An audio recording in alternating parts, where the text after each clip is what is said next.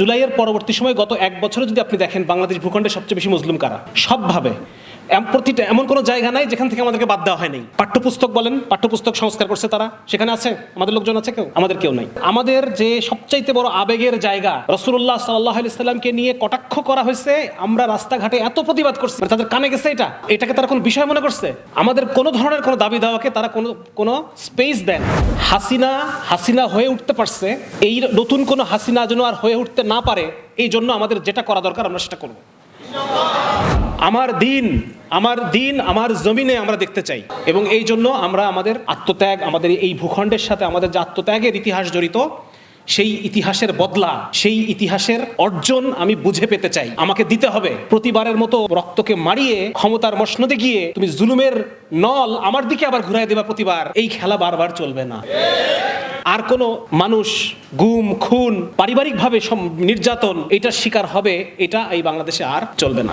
কেউ ঐতিহাসিক বিভিন্ন ঘটনা তুলে এনে বলেছেন যে বারবার ইসলামপন্থীরা অংশগ্রহণ করে, ইসলামপন্থীরা রক্ত দেয়। মূল ঘটনা ঘটে যাওয়ার পর দেখা যায় যে তারা কিছুই পাচ্ছে না। শুধু তাই না, তারা কিছু পাচ্ছে না তাই না, বরং প্রতিবার জুলুমের নলটা আবার তাদের দিকে ঘুরাই দেওয়া হয়। ঠিক আছে না? ব্যাপারটা তো এইটাই। প্রতিবার দেখেন, আপনারা চিন্তা করে দেখেন যে 47 সাল থেকে শুরু করে নিয়ে, শুধু 47 না, আরো আগে যদি যাই, যত সংগ্রাম, ব্রিটিশদের বিরুদ্ধে যত সংগ্রামের ইতিহাস কাদের? মুসলমানদের ইতিহাস। হ্যাঁ, অথচ দেখবেন যে মুসলমানরাই সেই ব্রিটিশরা চলে যাওয়ার পর থেকে আজকে পর্যন্ত এই ভারতের যে উপমহাদেশ সবচেয়ে বেশি মুসলিম কারা? মুসলমানরা।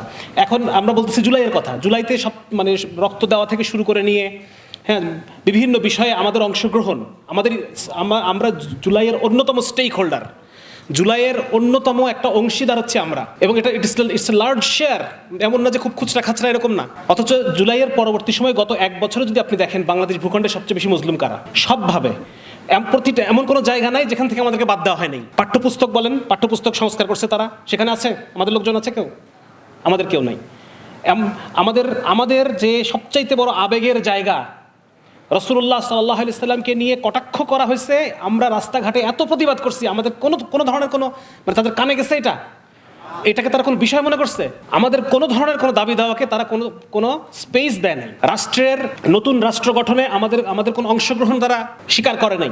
এবং শুধু তাই না, লাস্ট আমরা দেখলাম যে তারা আবার আমাদেরকে সেই জঙ্গি নামের একটা নাটক, সেই নাটকে তারা আবার আমাদেরকে, মানে ওই বললাম যে জুলুমের নলটা বারবার আমাদের দিকেই ঘোরে। আমরা অবদান রাখি লার্জ শেয়ার, অথচ জুলুমে শুধু আমাদেরকে বঞ্চিত করা হয় তাই না, বরং জুলুমের নলটাও আমাদের দিকে ঘোরে। এইটা এই বাংলাদেশে আমরা আর হইতে দিব না ইনশাআল্লাহ। হাসিনা হয়ে উঠতে পারছে, এই নতুন কোনো হাসিনা যেন আর হয়ে উঠতে না পারে, এই জন্য আমাদের যেটা করা দরকার আমরা সেটা করব।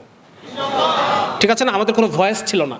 আমরা যখন জুলাই আন্দোলনের সময় আমরা দেখতেছি যে স্বাভাবিকভাবেই দেখা যাচ্ছে দাড়ি টুপি আলার আধিক্য যদি হয়, তাহলে ইনিশিয়ালি ব্যাপারটা এরকম ছিল যে ছাত্ররা আন্দোলন করুক, মাঠে দাড়ি টুপিওয়ালা মানুষ যত কম থাকে তত ভালো, নাহলে পরে এটাকে আওয়ামী লীগ গভর্নমেন্ট অন্যভাবে বিশ্বের সামনে এটাকে উপস্থাপন করবে।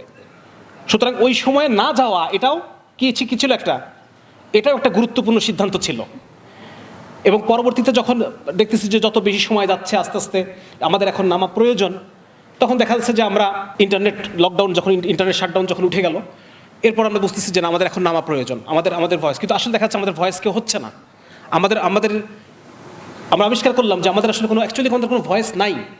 আমরা যারা বিপুল সংখ্যক ইসলামপন্থী মানুষ আছি, বিভিন্ন দল আছে, তাদের ভয়েস আছে, কিন্তু যারা এই দলের বাইরে কোনো দল করে না, এরকম যে ইসলামপন্থী মানুষ আমরা আছি, আমাদের কোনো ভয়েস নাই, আমাদের কোনো জায়গা নাই। আমরা কোনো একটা ব্যানারের হয়ে আমাদের দাবিগুলো বলতে পারি না। আমার দিন আমার জমিনে আমরা দেখতে চাই, এবং এই জন্য আমরা যে আত্মত্যাগ, আমাদের এই ভূখণ্ডের সাথে আমাদের যে আত্মত্যাগের ইতিহাস জড়িত, সেই ইতিহাসের বদলা, সেই ইতিহাসের অর্জন আমি বুঝে পেতে চাই। আমাকে দিতে হবে। প্রতিবারের মতো আমার রক্তকে মারিয়ে ক্ষমতার মসনদে গিয়ে তুমি জুলুমের নল আমার দিকে আবার ঘুরাই দেবা প্রতিবার, এই খেলা বারবার চলবে না।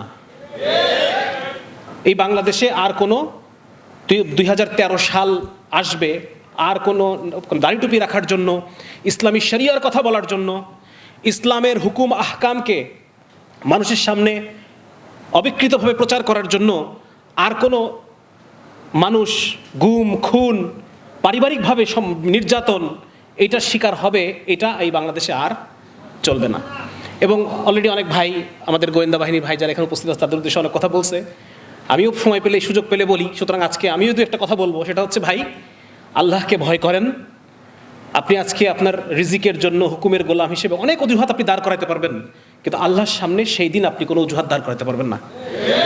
আজকে আপনার একটা রিপোর্টের কারণে, আপনার একটা মিস রিপোর্টিংয়ের কারণে, আপনার একটা ইসলামোফোবিক পজিশনের কারণে আজকে যতগুলো মানুষ বিপর্যয়ের মুখে পড়লো, আপনি মনে রাখেন যে ওই আল্লাহ আপনাকে 1000 বার মৃত্যুদণ্ড দিতে পারেন, 1000 বার আপনাকে মেরে 1000 বার আপনাকে নতুন চামড়া দিতে পারেন, এবং সেই আযাব সহ্য করার, সেই শাস্তি সহ্য করার ক্ষমতা আপনি রাখেন না।